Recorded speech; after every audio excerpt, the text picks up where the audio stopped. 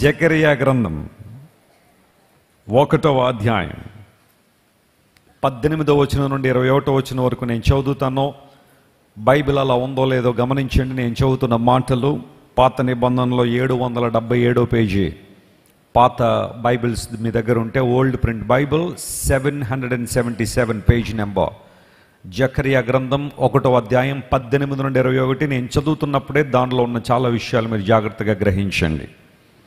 అప్పుడు నేను తేరి చూడగా 4 కొమ్ములు కనబడెను. ఇవి ఏమిటని నేను నాతో మాట్లాడుతున్న దూతను అడుగగా అతడు, ఇవి యూదా వారిని, ఇశ్రాయేలు వారిని, యెరూషలేము నివాసులను చెదరగొట్టిన కొమ్ములు అనెను. యెహోవా 4 కంసాలులను నాకు కనుపరచగా వీరేమి చేయబోచున్నారని నేను అడిగినందుకు ఆయన, ఎవడునో తల ఎత్తకుండా యూదా వారిని చెదరగొట్టిన కొమ్ములు ఇవే. అయితే వాటిని భయపెట్టుటకును యూదా దేశస్థులందరినీ చెదరగొట్టుటకే వారి మీద బలాత్కారము జరిగించిన అన్యజనుల కొమ్ములను పడగొట్టుటకును వీరు వచ్చి ఉన్నారని నాకు సెలవిచ్చెను. దేవుడి పరిశుద్ధ వాక్య భాగాన్ని దీవించునుగాక. ఇప్పటి వరకు మనం కొన్ని వచనాలు చదివాం కదా. ఇప్పుడు దాన్ని మనందరికీ అర్థమయ్యే భాషలో చెప్తాను, జాగ్రత్త గమనించిన. 4 కొమ్ములు ఉన్నాయట. చెప్పండి, ఎన్ని కొమ్ములు ఉన్నాయి? 4 కొమ్ములు ఉన్నాయి.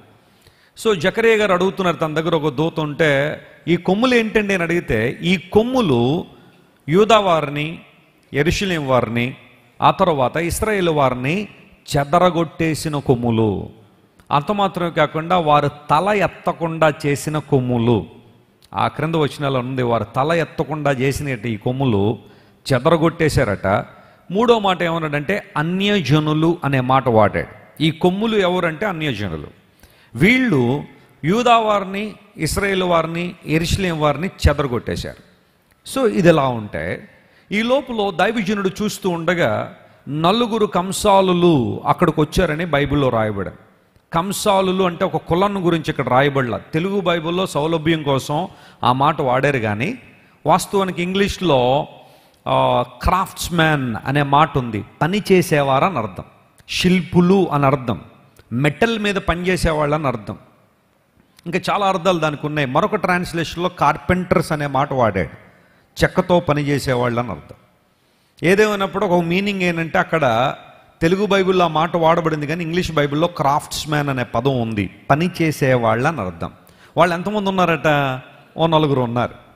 ఆ 4 వస్తూ ఉంటే దైవజనుడు అడిగాడు, మరి వీళ్ళెవరు, వీరి పని ఏంటి? 4 కొమ్ములేమో చెదరగొడుతున్నాయి, 4 కొమ్ములేమో తలెత్తకుండా చేస్తున్నాయి, 4 కొమ్ములేమో అన్య సంప్రదాయాలను లేకపోతే మరొకటి ప్రజల మీద రుద్దుతున్నాయి.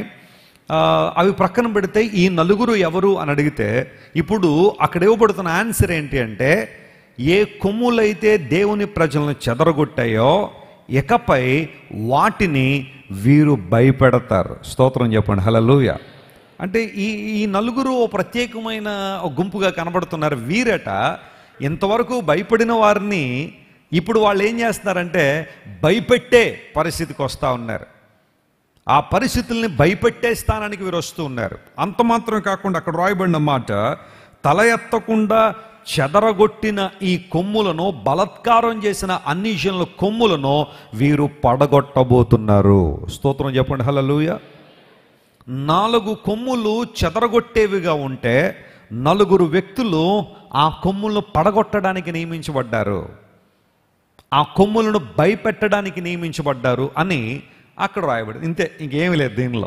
4 కొమ్ములు, 4 వ్యక్తులు. ఆల్రైట్, ఇప్పుడు దీనిలో రాయబడిన ఆధ్యాత్మిక సత్యాలు జాగ్రత్తగా గమనిద్దాం. గమనించిన ప్రియులారా, ఈ 4 కొమ్ములు ఎవరు అని ఆలోచన చేస్తే బైబిల్ పండితులు ఈ విషయం మీద చాలా అద్భుతమైన విశ్లేషణ చేశారు. ప్రపంచంలో దేవుని బిడ్డలను చెదరగొట్టాలని, దేవుని బిడ్డలను బానిసలుగా చేసుకోవాలని, దేవుని బిడ్డల స్వాతంత్రాన్ని చెడగొట్టాలని చాలామంది ప్రయత్నాలు చేశారు. చరిత్రను మనం పరిశీలన చేస్తే మొట్టమొదటిగా బబులోనీయులు దేవుని బిడ్డలను బానిసలుగా చేసుకోవాలనే ఆలోచన వారిలో ఉంది. ఆ తర్వాత ప్రపంచాన్ని ఏలుబడి చేసిన మరొక సామ్రాజ్యం మాదియా పారసీకులు కూడా కొంతమంది రాజులు దేవుని చిత్తాన్ని బట్టి నడిచినప్పటికీ మరి కొంతమంది దేవునికి అవిధేయంగా వారు కూడా బ్రతికి దేవుని బిడ్డలైన వారిని ఇబ్బంది పెట్టాలనే ప్రయత్నం వారిలో జరిగింది. ఆ తర్వాత ప్రపంచ ప్రఖ్యాతిగాంచిన రాజ్యము గ్రీక్ కింగ్డమ్ లేదా గ్రీస్ అనే ఆ పేరు మీరు వినుంటారు. అలెగ్జాండర్ ద గ్రేట్ ద్వారా స్థాపించబడిన గ్రీకు సామ్రాజ్యము కూడా దేవుని బిడ్డలను చెదరగొట్టాలని లేదా వారి ఐక్యతను పాడు చేయాలని వారు కూడా ప్రయత్నం చేశారు. ఆ తర్వాత చిట్ట చివరగా రోమా సామ్రాజ్యం, రోమన్ ఎంపైర్, ఈ 4 కూడా వరుసగా బబులోనీయులు, మాదీయ పారసీకులు, గ్రీకులు మరియు రోమన్లు వారు ఆధిపత్యాన్ని కొనసాగిస్తున్న ఆ కాలంలో, ఆ పరిస్థితుల్లో బహుశా 4 కొమ్ములు వీరే కావచ్చు, వీరే దేవుని బిడ్డలను చెదరగొట్టడానికి ప్రయత్నం చేశారని చాలామంది బైబిల్ పండితులు ఒక అభిప్రాయానికి వచ్చారు. ఏదేమైనప్పటికీ కూడా ఆ కొమ్ములు అన్యజనులు అనే మాట అక్కడ రాయబడిందంటే వారికి దేవుడు తెలియదు, దేవుని ఔన్నత్యం వారికి తెలియని వారు దేవుని బిడ్డలను చెదరగొట్టడానికి ప్రయత్నం చేస్తున్నారు. ఈ 4 కొమ్ములు కూడా ఆధ్యాత్మిక పరిభాషలో శత్రువుకి సాదృశ్యంగా, దేవుని బిడ్డలను చెదరగొట్టడానికే పనిచేసే శత్రువులకు సాదృశ్యంగా ఈ 4 కొమ్ములు కనబడుతుంటే దేవుడు ఈరోజు వాటి మీద తన ప్రజలకు విజయాన్ని దయచేయబోతున్నాడు. నమ్మిన వారు స్తోత్రం చెప్పండి, హల్లెలూయా. ఈ 4 కొమ్ముల పని ఏంటి అంటే చెదరగొట్టడం, ఆ తర్వాత తల ఎత్తకుండా చేయడం ఈ 4 కొమ్ముల పని. ఎవరెవరిని వారు వాడుకుంటున్నారు, ఎలాంటి పరిస్థితుల్లో ఉన్నారంటే అక్కడ 3 గుంపులను దేవుని వాక్యం ప్రకటిస్తూ ఉంది. ఆ 3 గుంపుల్ని చెదరగొట్టాలనేది వారికి ఆలోచన. ఒక 3 యవనస్తులు ముందుకు రండి, ఒకసారి ఒక 3 యవనస్తులు పైకి రండి త్వరగా. ఒక చిన్న డెమాన్స్ట్రేషన్ చేసిన తర్వాత నేను వాక్యాన్ని ముందుకు తీసుకెళ్తాను. సో ఇప్పుడు 4 కొమ్ములు ఉన్నాయట. వాటి పని ఏంటంటే 3 రకాల ప్రజలు ఇక్కడ మనకు కనబడుతున్న చదువుకున్న వాక్య భాగంలో. మొట్టమొదటి ఈ అబ్బాయికి ఓ పేరు పెడదాం, యోధా అని పేరు పెట్టండి. యూదా, వెరీ గుడ్. మధ్యలో ఉన్న అబ్బాయికి పేరు పెడదాం, ఇశ్రాయేలు అని పెట్టండి, ఇశ్రాయేల్. చివరి ఉన్న అబ్బాయికి యెరూషలేం అని పేరు పెడదాం, జెరూసలేం. అందరూ చెప్పండి, యూదా. మధ్యలో అబ్బాయి, చివరి అబ్బాయి యెరూషలేం. ఇప్పుడు ఈ 4 కొమ్ములు ఉన్నాయి కదా, ఈ 4 కొమ్ముల పని ఏంటంటే ఈ ముగ్గురిని ఏం చేయాలంట, చెదరగొట్టేసేయాలి. ఒకసారి మీ ముగ్గురు తల దించుకుని నిలబడినాను. ముగ్గురు నవ్వకూడదు మీరు, తల దించుకుని నిలబడి. Very good. ఈ ముగ్గురు తల దించుకున్నారు కదా, వీరు తల ఎత్తకుండా చేయాలనేదే 4 కొమ్ముల యొక్క ఆలోచన. శత్రువు ఉద్దేశం ఏంటి? ఎప్పుడు కూడా దేవుని ప్రజల పట్ల, ఆనాడు ఈనాడు ఏనాడైనా అపవాది యొక్క ఆలోచన ఏంటంటే నువ్వు తల ఎత్తుకొని నడవడం వాడికి ఇష్టం లేదు.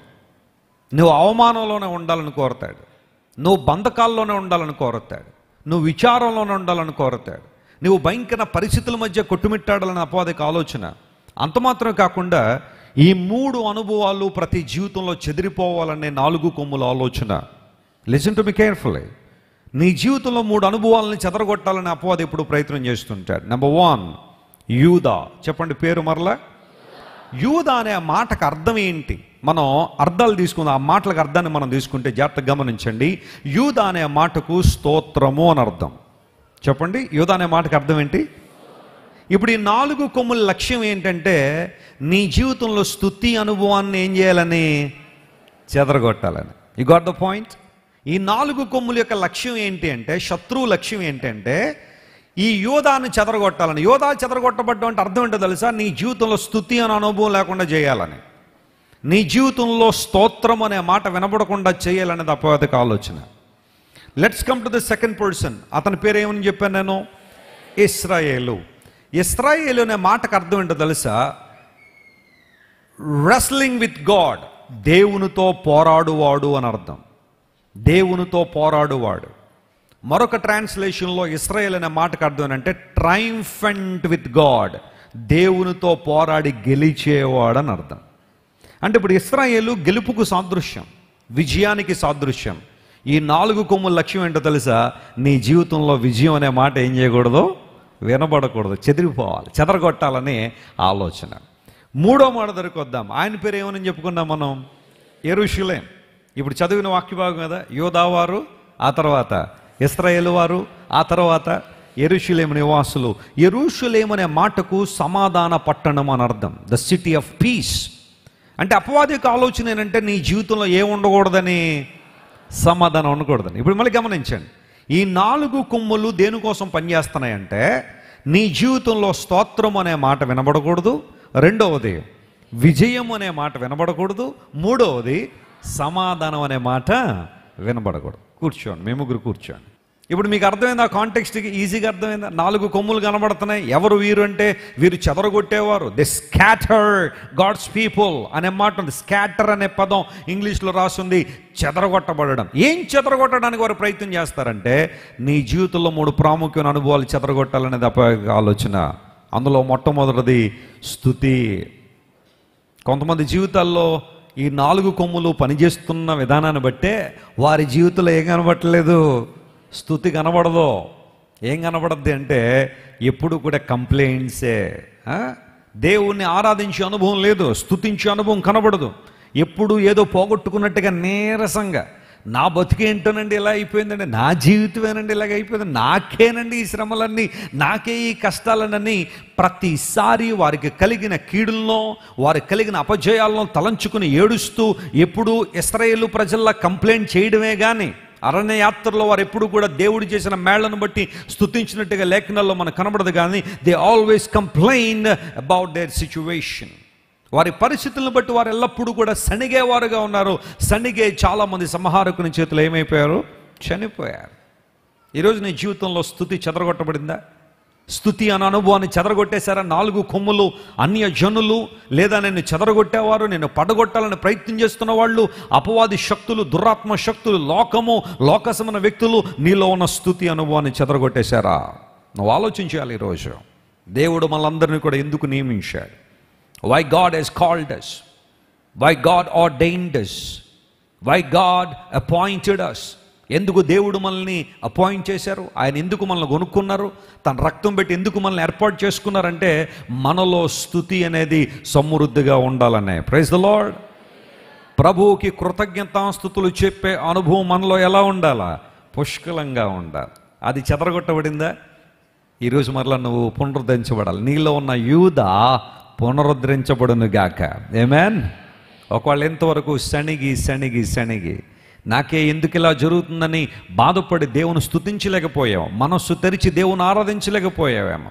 దేవుని మందిరానికి వస్తున్నావు, చాలామంది తమ హృదయాలు తెరిచి దేవుని ఆరాధన చేస్తూ ఉంటే వీళ్ళు ఏదో ఇలా చేసుకుంటున్నారే అంటున్నావే కానీ నీ హృదయంలోంచి మాత్రం ఆరాధన రావడం లేదు.